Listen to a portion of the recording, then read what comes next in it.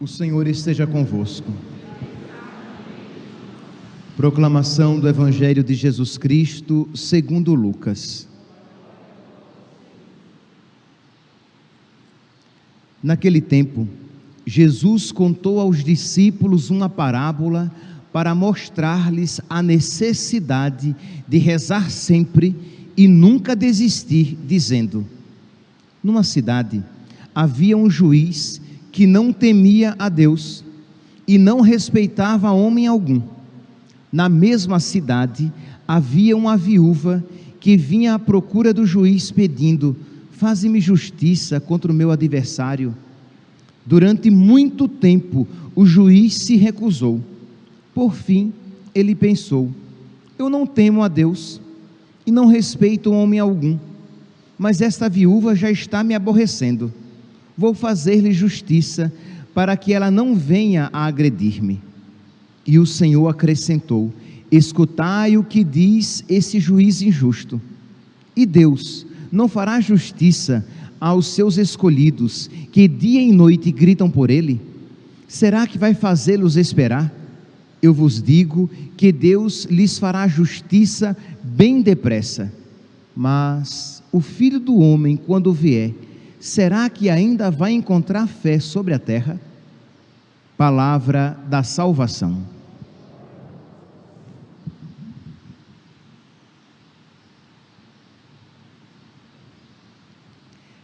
Caríssimos irmãos e irmãs, nós estamos no segundo dia da nossa novena em honra a Cristo Rei, e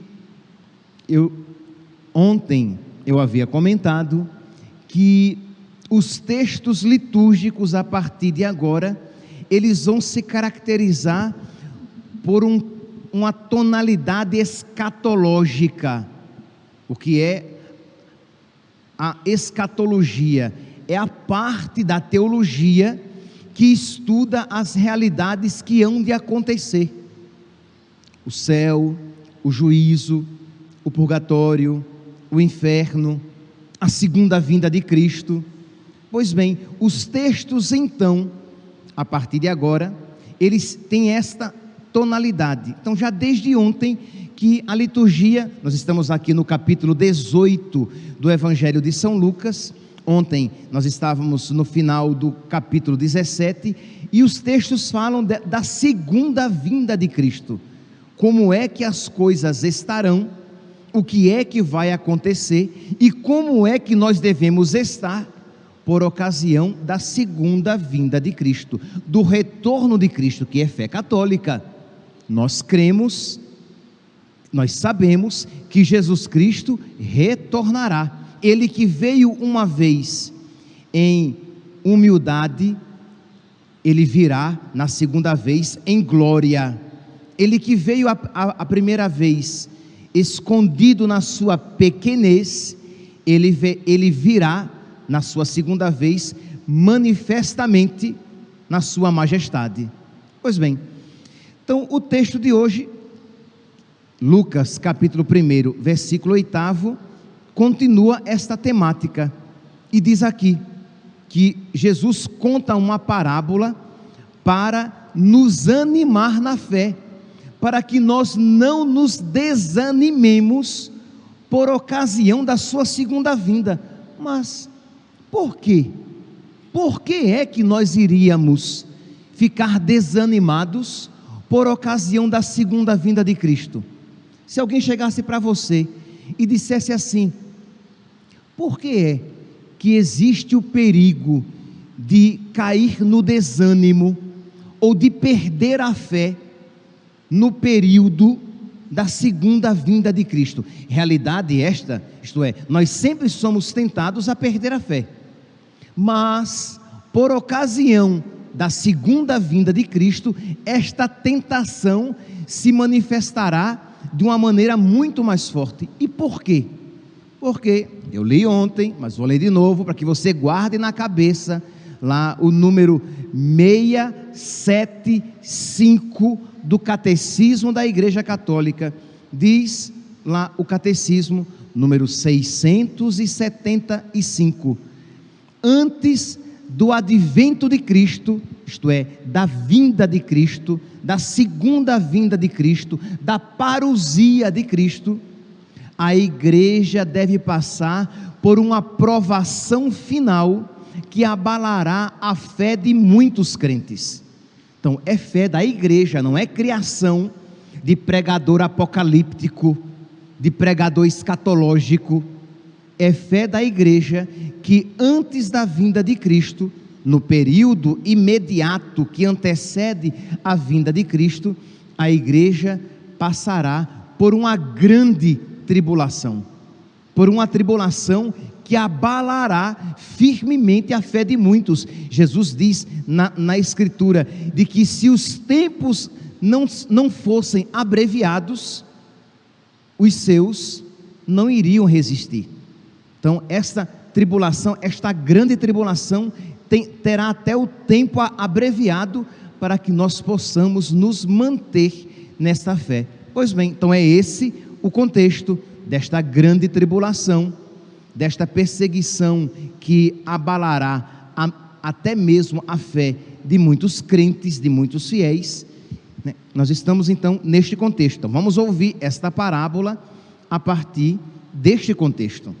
Outra coisa, vocês recordam, eu já falei aqui, o que é uma parábola, isto é, Jesus Cristo tira algo da vida cotidiana, ou algo que ele cria, porque ele quer passar uma mensagem, mas o ponto principal é que é a mensagem, o restante são apenas adereços, e que não são necessariamente instrutivos, ou que nós devamos levar em consideração. Então Jesus diz assim, por que é que eu estou dizendo isso? Vocês vão entender. Naquele tempo, Jesus contou aos discípulos uma parábola para mostrar-lhes a necessidade de rezar sempre e nunca desanimar, e nunca desistir. Então é este o objetivo primeiro, ensinar a necessidade de rezar sem desanimar. Não ensinar quem é Deus, como é Deus, não nesta parábola. Então Jesus diz: numa cidade havia um juiz que não temia a Deus e não respeitava homem algum. Na mesma cidade havia uma viúva que vinha à procura do juiz pedindo: faze-me justiça, e o juiz não se importava com ela. Então, meus irmãos, aqui nós temos que olhar o que? A atitude da viúva que procura o juiz. Ora, a nossa atitude diante do nosso juiz, que é bom e é misericordioso, deve ser semelhante à atitude desta viúva diante daquele juiz iníquo. Não é que o juiz iníquo represente Deus e a viúva represente nós, mas o que Jesus quer nos ensinar aqui é a oração perseverante. Então nós tomamos a atitude dessa viúva, isto é, que neste período de tribulação, de dificuldade, nós precisamos nos agarrar a Deus, nós precisamos nos aproximar de Deus por meio da oração, e pedir a Deus que Ele nos conceda a graça de nos manter na fé, pedir a Deus que mesmo em meio às tribulações da vida, que nós cresçamos na fé, porque meus irmãos, se nós não tivermos isso em mente, de que a nossa fé está constantemente sendo combatida, sendo colocada em risco, nós não iremos rezar pedindo a fé. Mas nós precisamos ter isto em mente: meu Deus, por misericórdia, concede-me a fé, porque por causa da minha fraqueza, por causa da minha limitação, eu com muita facilidade posso me esquecer de Deus. Eu com muita facilidade, eu posso me esquecer das realidades eternas. Eu com muita facilidade posso me esquecer de que o céu é maravilhoso. Verdade, meus santos? E eu espero que eu esteja dizendo isso e você esteja aquecendo, isto é, dizendo: é verdade, Padre. Isto é, infelizmente, por causa da nossa fraqueza, por causa da nossa fragilidade, por causa da nossa alma doente, nós com facilidade, nós nos esquecemos de Deus, nós com muita facilidade nos encantamos com as coisas da terra, que são passageiras. Nós, com muita facilidade, nos apegamos às coisas do mundo, que não são necessariamente coisas más, mas que são transitórias e que podem colocar a nossa salvação eterna em risco. Então nós precisamos estar sempre com os olhos voltados para o alto, corações ao alto. O nosso coração está em Deus. Nós precisamos pedir a nosso Senhor, e isto nós pedimos na oração, e na oração nós alcançamos. Meu Deus, que eu tenha esta fé profunda, de que eu saiba que vale a pena perder tudo, mas não te perder. Meus santos, eu já disse isso e vou repetir, e com a graça de Deus eu irei repetir muitas vezes, e peço a Deus a graça de que eu repita isso cada vez com mais autoridade, isto é, crendo cada vez mais nisso, que com a minha boca eu repito, de que vale a pena perder tudo neste mundo, mas não perder Deus, porque se não perdermos Deus, seremos ricos. Quem a Deus tem, nada falta, só Deus basta. É verdade que nós cremos, mas é verdade que não cremos ainda tanto quanto precisamos crer. Então, pedir a Deus, né, que se diante de cada pecado, diante de todo pecado, nós precisamos nos recordar disso. Deus é melhor. Escolher Deus é infinitamente melhor, mesmo que aquele pecado me ofereça uma oportunidade de uma felicidade imediata, mesmo que aquele pecado me ofereça a possibilidade de uma felicidade agora tangível, que pode ser tocada, que pode ser experimentada com os meus sentidos de uma maneira mais imediata, mas a minha fé diz, mas a promessa de Deus é maravilhosa. O céu que Deus tem para mim é maravilhoso. Em Deus, no céu, eu terei todas as felicidades que este mundo pode apresentar e muito mais, porque tudo que este mundo pode oferecer é criado, é passageiro, e a felicidade que Deus tem para nós é incriada, é eterna, é de Deus mesmo. Então, nós só podemos dizer que a felicidade de uma casa de praia, de uma casa maravilhosa, numa praia maravilhosa, a felicidade de uma casa no alto de uma montanha, num clima agradabilíssimo, a felicidade de uma saúde perfeita, a felicidade do amor das pessoas amadas e de amar com liberdade, a felicidade de tudo aquilo que nós podemos experimentar, de um banquete maravilhoso, de iguarias refinadas. Tudo isso são apenas imagens fugidias, fracas, daquela felicidade que Deus tem reservado para nós. Então, se a nossa fé estiver firme, nós iremos dizer: Senhor, com a tua graça, fortificado pela graça, eu passarei pelo fogo, eu passarei pela água, eu passarei pelo vale escuro, eu carregarei a cruz, mas eu não te abandonarei. Eu não quero te perder, porque, Senhor, tu és a minha única e verdadeira riqueza. Então peçamos, meus santos, e todos nós aqui precisamos pedir para que esta fé esteja cada vez mais firme. Aí você diz: mas padre, mas eu sou tão fraco, padre, eu na primeira dificuldade, eu desfaleço, eu me esqueço de Deus. Pois bem, seja como esta viúva. Você quer um cenário mais desmotivador do que este? Uma viúva, o que era uma viúva no contexto de Israel? Nada e ninguém. Não era, era uma mulher. Uma mulher no contexto de então não valia muita coisa. E era viúva, isto é, ela não tinha ninguém por ela. E ela estava pedindo algo a um juiz que não queria atendê-la. Então o cenário era tragicamente desfavorável. E Jesus apresenta este cenário tragicamente desfavorável para dizer que nós, mesmo quando nos sentirmos quando estivermos num cenário desfavorável, saibamos que se nós rezarmos com perseverança, seremos atendidos, porque o nosso juiz, ele que coloca no nosso coração aquele pedido, ele quer nos conceder. Por isso que ele nos ensinou a pedir. E ao contrário do juiz iníquo, o nosso juiz é bom e cheio de misericórdia. Então pedir a Deus: Senhor, eu sou miséria, mas o Senhor é misericordioso. Senhor, eu sou pecado, mas o Senhor é santidade. Senhor, eu sou treva, mas o Senhor é luz. Senhor, eu sou secura, mas o Senhor é fonte de água viva. Concede-me as tuas graças.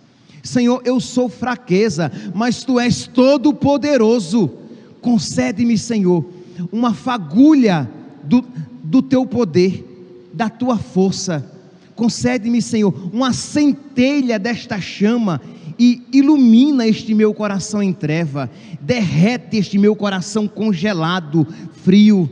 Concede vida ao que em mim está morto, para que eu creia, e creia com fé firme, com fé vigorosa, para que eu esteja disposto, Senhor, a renunciar tudo e todos por Ti, para que eu Te prefira a todas as coisas, para que nós então estejamos preparados para passar pela grande tribulação, porque Jesus diz, ele termina então o evangelho de hoje dizendo: mas quando o Filho do Homem vier, será que ele encontrará fé sobre a terra? Este questionamento de nosso Senhor não é um questionamento qualquer, não é uma divagação. Jesus está divagando, pensando, não, é uma reflexão muito bem fundamentada. Por quê? Porque a tribulação será grande, nós somos frágeis, e se nós não estivermos escondidos na sua fenda, no seu lado aberto, se nós não estivermos alicerçados sobre a rocha, se nós não estivermos dentro da torre, nós não iremos resistir. O livro do Apocalipse, no capítulo 13, falando a respeito desta tribulação, sim, é verdade, poderão dizer alguns: padre, mas aquele texto, ele foi escrito referindo-se a realidades então acontecendo. Sim, mas lembremos-nos que a intenção de Deus vai além da intenção do agiógrafo, do escritor sagrado. Quando o escritor sagrado escreveu aquilo, ele tinha em mente algo, mas a palavra de Deus é viva, ontem, hoje e sempre. A palavra de Deus, ela não é um livro de história que fala de realidades acontecidas no passado, sem muita repercussão com o presente, nem com o futuro, mas ela se refere ao futuro também. Então, quando lá no Antigo Testamento nós iremos encontrar uma virgem conceberá e dará à luz, o que o profeta tinha em mente quando aquilo dizia, era da filha do rei que nasceria, da sua esposa. Mas o que Deus tinha em mente também e principalmente era daquela virgem, a Virgem Maria, que daria à luz ao Filho de Deus. Então imagine, quando o profeta Isaías escreveu, ele tinha em mente uma coisa, mas Deus tinha muito mais. Da mesma maneira aqui, no caso do livro do Apocalipse, no capítulo 13, é verdade, nós estamos aqui sob a perseguição de Nero, mas a igreja sempre leu também como que ela contenha, esta passagem contém um significado para o futuro. Apocalipse, capítulo 13, versículo 16, falando de uma grande perseguição, em que a besta, o diabo, por meio dos seus representantes do anticristo, conseguiria com que pequenos e grandes, ricos e pobres, livres e escravos, tivessem a marca da besta, e sem aquela marca eles não poderiam comprar nem vender. Ora, imagine aqui o sofrimento que está sendo profetizado neste período da grande tribulação, em que os cristãos que forem fiéis a Deus, eles colocarão em risco até mesmo o comprar e vender, isto é, a sua subsistência, a sua existência estará comprometida, porque se eles não se prostrarem, se eles não aceitarem a besta, eles não poderão comprar nem vender, isto é, eles comprometerão a própria vida sobre a terra. Meus santos, isso é tremendo.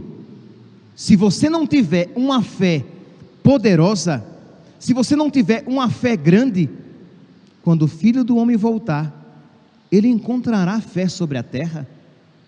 Ele encontrará pessoas que estarão dispostas a renunciar até mesmo à própria vida para não perdê-lo?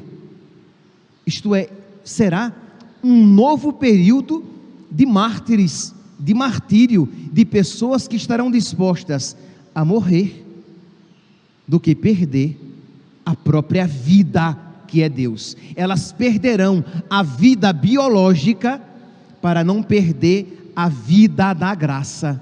E aqui, meus santos, se nós não estivermos unidos a Deus, nós não resistiremos. Se nós não estivermos unidos a Deus, nós iremos debandar. Se nós não estivermos unidos a Deus, quando Ele voltar, Ele não encontrará fé sobre a terra, na terra dos nossos corações. Então, meus irmãos, esse trecho apresenta esta passagem, este período dificílimo que antecederá a segunda vinda de nosso Senhor. Meus irmãos, eu acho que nós precisamos nos colocar em atitude de oração, numa atitude semelhante à desta viúva. Precisamos dobrar os nossos joelhos e pedir: meu Deus, que eu creia, que eu não fraqueje, que eu não me entregue às minhas limitações. Peça isso agora. Não fique pensando e dizendo: eu vou pedir isso, eu vou começar a rezar sobre isso. Não, comece a rezar agora. Você que acompanha pelas redes sociais, vocês que estão aqui, nós sabemos em que tempo estamos vivendo. Nós sabemos as dificuldades que estamos começando a viver.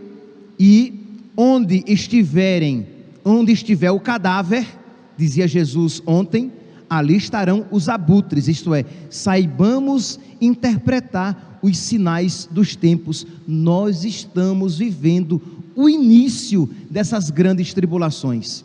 Não tenhamos dúvidas, nós estamos vivendo o início desta grande tribulação, e se nós não pedirmos a Deus fé, nós não iremos resistir. Se nós não pedir, é claro, mas padre, mas Jesus disse que as portas do inferno não prevalecerão contra a sua igreja. Eu não tenho dúvidas de que um resto permanecerá. A questão é: eu estarei dentre aqueles que fazem parte desse resto? Entendeu? Que a igreja de Cristo subsistirá, eu não tenho dúvida de que ela continuará e que as portas do inferno não prevalecerão contra ela. Eu não tenho dúvidas, mas eu também não tenho dúvidas que não será uma grande multidão, mas será um resto que, por causa de Deus, por causa de Jesus, estará disposto a perder tudo, mas não perder Deus, o tudo de suas vidas. Que a Virgem Maria, meus santos, a onipotência suplicante, ela é a representação mais perfeita daquela alma confiante que suplica noite e dia a Deus com total e completa confiança. Que ela interceda por nós, que ela suplique por nós e que ela nos ensine a suplicar também, sem perder a confiança na bondade de Deus, que quer nos conceder as graças de que precisamos para que possamos passar pela grande tribulação. Louvado seja nosso Senhor Jesus Cristo. Para sempre seja louvado.